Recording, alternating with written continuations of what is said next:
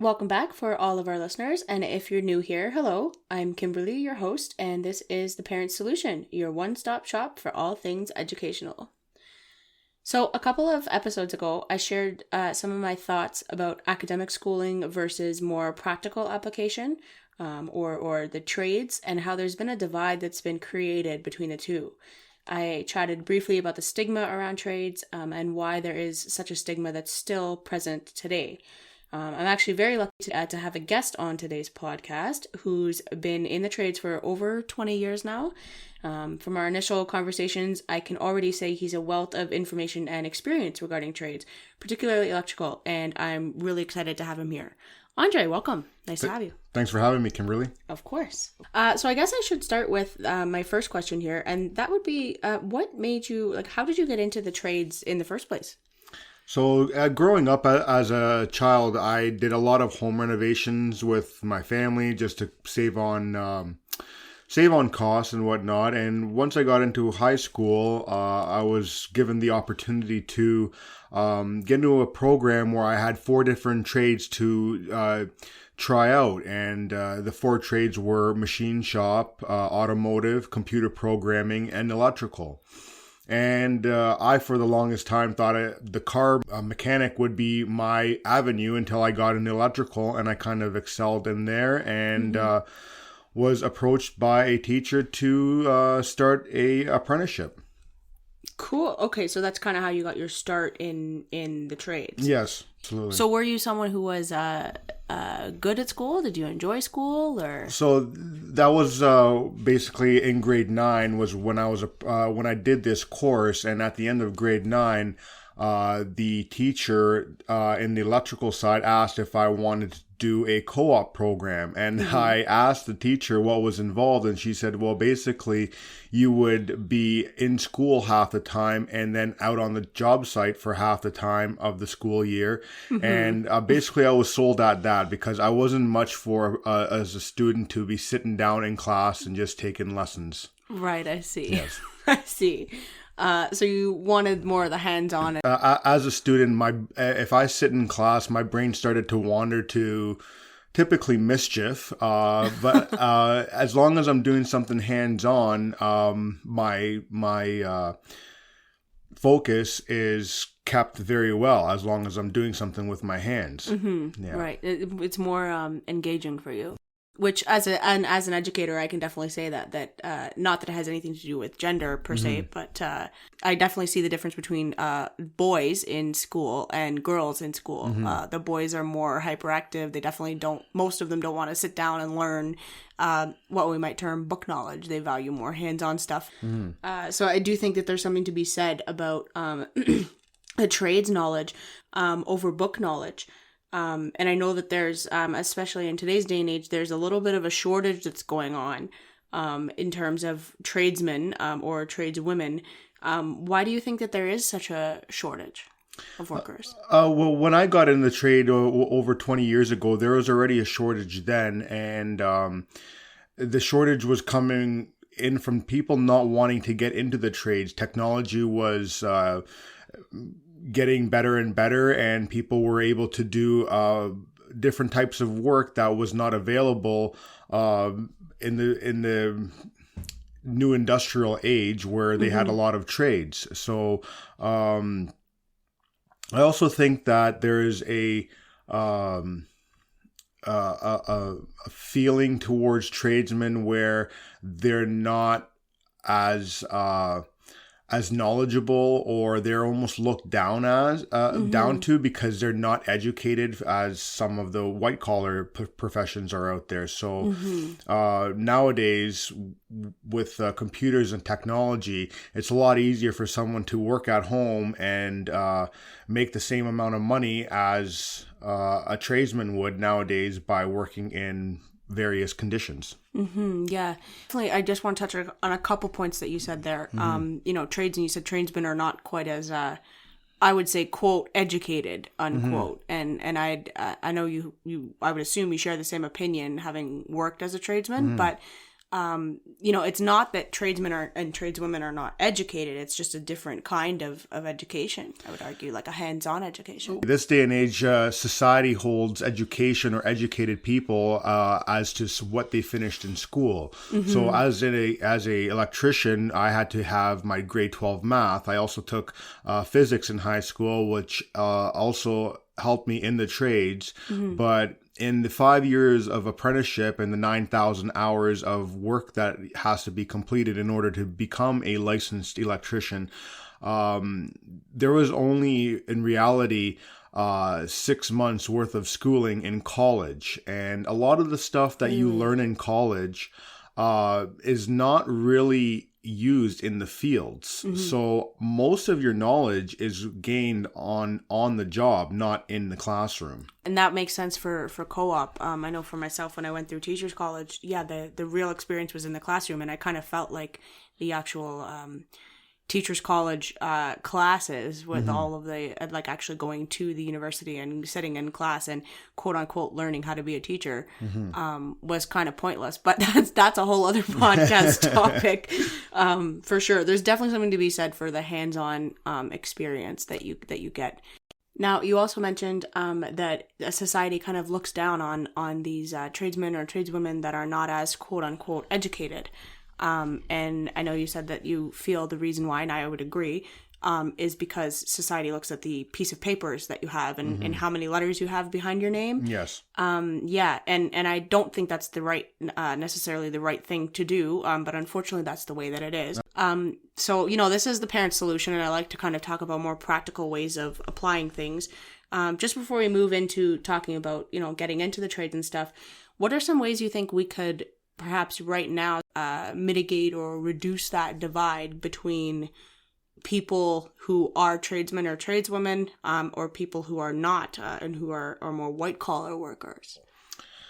The way I could see it initially resolved, not as a societal problem, but as a trades problem, because not only is the problem among society, but we also have that problem in the trades as well. And for a perfect example is an electrician that does the work and installs the job is different from an electrical engineer. And so typically, and from my experience, and I know a lot of tradesmen feel the same way, when you're on a job site and you have an engineer that is on the job site, they refuse to talk to the tradesmen that are on there. They'll talk to the foreman or the supervisor only. They will refuse to speak to the tradesmen because... to the actual workers. And what where I see that solution can be done is anyone who's looking to do anything with the trade, so such as an architect, a structural engineer, a electrical engineer, anything to do with that,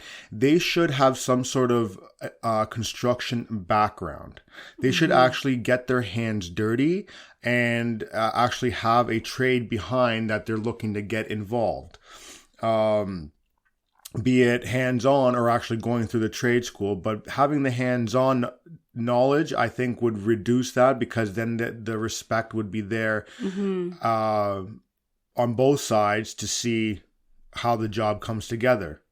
And the engineers, because they don't have real life experience, typically with them, everything works on paper and not in real life. And not necessarily in real life. I think jobs would come in a lot more under budget if engineers actually had real life experience. It's more useful for everybody. If you think about it in the long run, it's more useful for the actual workers, regardless of whether that's plumbers or electricians or whatever, or HVAC or drywallers or whatnot. And for the corporation that is putting up this building, presumably, right, then you have the idea that you have everyone working together as a team rather than separate. Exactly. Yes. That's good to know. I didn't know that there was a little bit of infighting, if you want to call it that, amongst the trades themselves. And I think, fixing that first would be the first kind of solution to having a lesser sense of superiority between white collar workers and what you might term blue collar workers, which would be your tradesmen. That's it. So with all that being said, I wanted to pick your brain a little bit just in terms of your personal opinion. Do you think getting into the trades in today's day and age is a good idea? I do. because no matter what trade you're going to be in, you're going to have some sort of life skills that you can use for the rest of your life.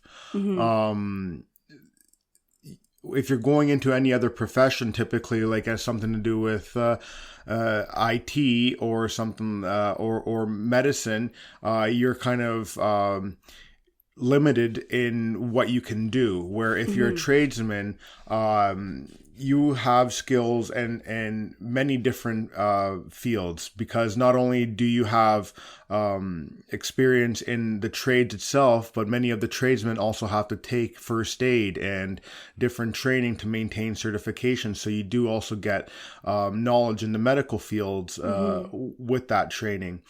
And also the fact that you can, as a tradesman, take on a lot more projects and save a lot more money doing it yourself or knowing someone in the trades, where someone that was not in the trades, they would not know where to start or to finish, and they would not have the connections to find out how to solve certain problems. And this is where the jobs that homeowners want done that don't have this experience have to pay through the nose to get these jobs done.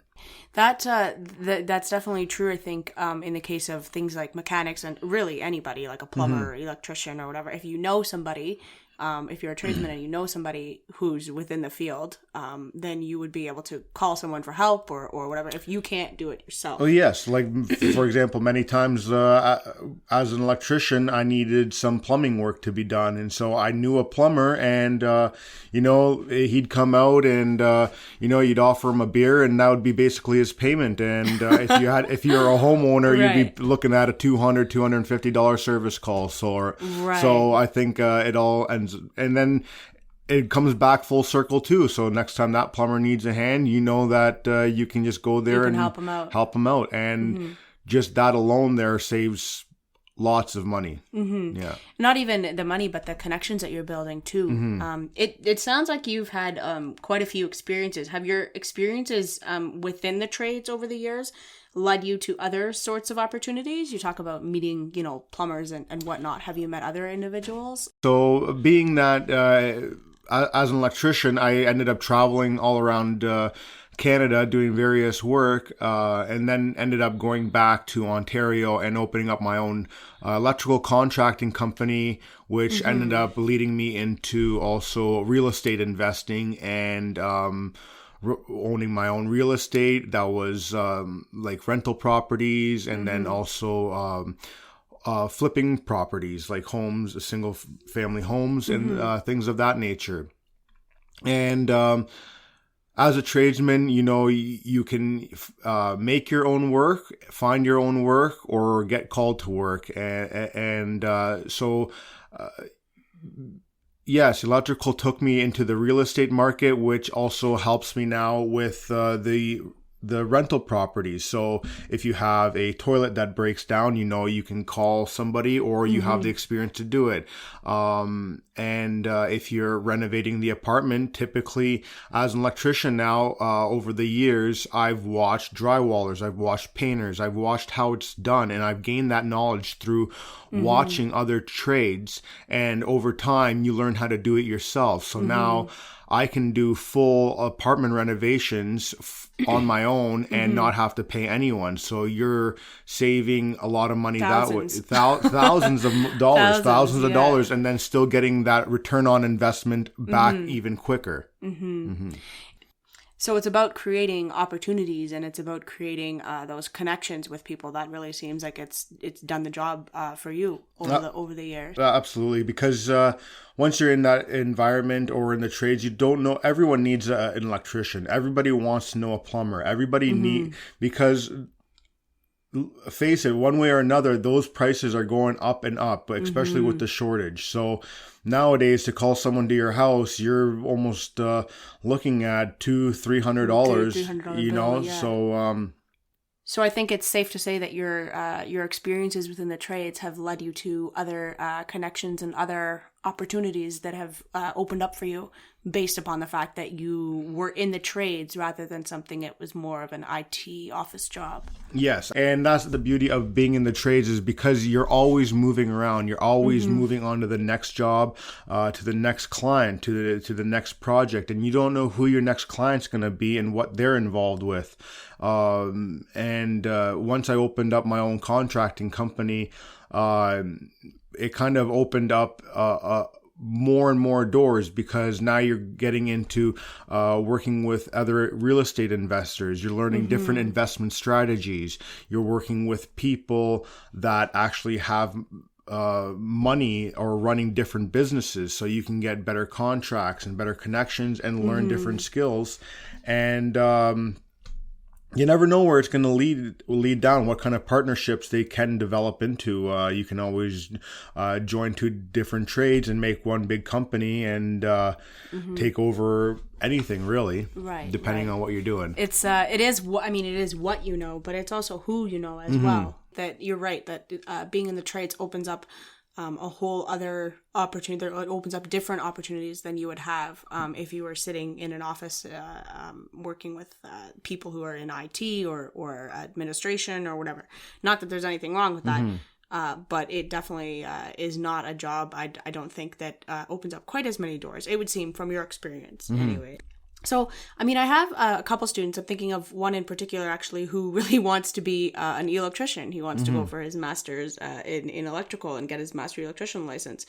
And you mentioned that there's a shortage in trades, and I would agree, because people are starting to, the tradesmen who are around are getting older, and it doesn't seem like there's quite as many people getting into the trades.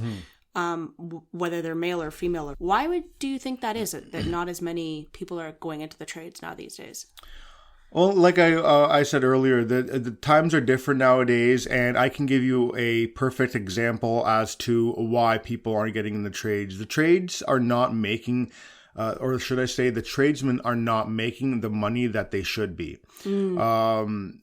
The money that you hear the tradesmen making. So, for example, in Ontario, the average rate for a journeyman electrician, not a master electrician, just a licensed electrician, is about $35 an hour. Now, as a contractor, I had to hire someone for my social media content. And this individual I was paying, we'll leave names out of this podcast, but of course. the company I was using, they were charging $65 an hour. Ooh. And so basically, as a contractor, I was billing out at $65 an hour, and I had a lot more overhead than someone who's working on a computer. Than this content creator. Yeah, exactly. So this content creator, he's making $65 an hour, and all he needs is a computer and knowledge, and which is very easy to gain these days, and how to create content and how to work social media. So computer and a Wi-Fi signal. And the beauty of that type of work is you don't have to go anywhere. You don't have to work in various conditions. Whereas a tradesman, you're going to be out at $35 an hour. Say you're even with the union and you're making $45 an hour. You're now, if you're with the union, not guaranteed full-time work year-round, because construction is not year-round work. So if you're with non-union, where you typically do have more year-round work, now you're also going to be traveling. So one day you could be working at home and for 2-3 months, and then once that job is done, where in construction you're always working your way out of a job once it starts, they'll move you over somewhere else. So you could be out of town working at a camp, and many people don't want to be away from home, and as a tradesman, sometimes that's something you have to face. Right. Not only that, but the overhead that comes in as being a tradesman. Now, the wear and tear on your vehicles. Yes, you do get paid travel, but a lot of times they don't cover the expenses needed. They don't consider the oil changes. They don't consider something breaking down. They'll only look at your time that it takes for you to drive, nothing else. And then the tools that come along with it, especially in the electrical, you're looking at some of the meters and the electrical tools that you need. my pouch that I was hiking around alone was $1,000 worth of tools, plus the cordless tools that you need. And some companies require you even to buy your own broom to clean up your own job site. So No. how about it? What? So depending on what company you're working for, some of them will not provide any tools. You have to bring it all You bring on, everything yourself. including your job box, to lock up your own tools. And if they go missing, a lot of companies will just say, "Hey, I'm sorry." Right. Where this is the benefit of the union, but that could be a different story. Yes. So this is where people aren't getting into the trades. For example, my father, he was working in a factory and was had no high school education. He dropped out at grade 10 and ended up going into a factory, and he was making $28 an hour as a foreman. We're only talking maybe 5 years ago. He was doing that. So again, someone who's doesn't have a trades background is making only $2 less, or sorry, $7 less an hour. But now they're at home they go to the same location every day. They're in right in routine, the they're city, in home, everything like that. So that's another trade-off. Some people don't see the $7 increase of traveling outside of your hometown as a benefit. So back to my original thing, when you have people that are content creators that can do social media, that can sit at home and make more money doing things from the comforts of their own home, what would they look for to get, like, what would entice them to get into the trades? Like, what would be the advantage? So my thing is, the trades need to increase the pay for the journeyman. So if there's a content creator making $65 an hour, that's his going rate, and a journeyman should be making $100 an hour for someone who's cleaning a toilet. Yes. Right? Yeah. So, or an electrician who's dealing with his life when he's working with electricity. With wires, yeah. So, or pulling wires. But if you ask anyone, the trades prices are high as it is. However, when you get a renovation bill for your, say, kitchen renovation, and it's a $10,000 bill, $10,000 didn't go to the tradesman. It's a very small portion of that $10,000 that does go to the tradesman. Because if it's a company, then of course everybody has to have their fingers in the pie. And I've seen it done too. Like, for example, as a contractor and working with general contractors, I'd submit a price to my general contractor, and he would tack on an extra little bit on top of that, so he can make commission off my labor, and then he would present that to the homeowner, combined with the plumbing, the drywall, and everything else. So homeowners don't see that. So there's a lot of reasons why people don't get into the trades, but I find it's the dollar amount nowadays is the biggest factor. Why would you want to work in snow, sleet, rain, sunshine, cold, various weather, various conditions for less money than working in the comfort of your own home? For when you add up all the expenses and everything else, and gas and travel and the inconvenience and everything, well, that's just it ends up being with gas now being $2 a liter. Who wants to go travel? Who wants to travel 1 hour in one direction for work when they can sit at home, save that wear and tear, not even have to buy a vehicle now to get to that job? All they have to do is invest maybe $1,000 in a good computer, and away you go. And get your internet signal up and going, and you're good. Yeah. It definitely seems like a problem that seems like a problem that's a societal problem rather than something that is on just a trades level, for sure. So my last question for you would just be, what important pieces, I mentioned I have a couple students and one in particular who's looking to get into the trades. What important piece of advice or maybe encouragement would you give to someone who's looking to get into the trades themselves? Get into it for the love of getting into it. Don't get into it for the sake of, I'm going to be making some big money because that's what society says. Yes, you can eventually make good money, but you got to understand, if you're getting into the trades, the first 5 years is going to be very tough because you're going to be an apprentice and not making that money that you're looking for. You're not going to have the jobs because you're going to be the bottom of the totem pole. So enjoy the things that you're given at that point in time. If you're like me and you're not in an office, that was enough for me. That enjoyment of just being on a job site, walking around, and being able to do your own thing. Being a guy is and not having like to watch what you say in an office setting is kind of is my joy. And getting into the trade, just because you become a journeyman, that doesn't mean that's an ending point. If you're getting into the trades, look at it as a lifelong journey, because you never know where it's going to take you. And the benefits it'll help you going through life, and the life skills that it gives you, just being able to do things on your own. I think too, the point of it being life skills of being handy around the house and being able to do things. Or, and if you can't, then knowing somebody who can. I think Absolutely. That's really, really valuable.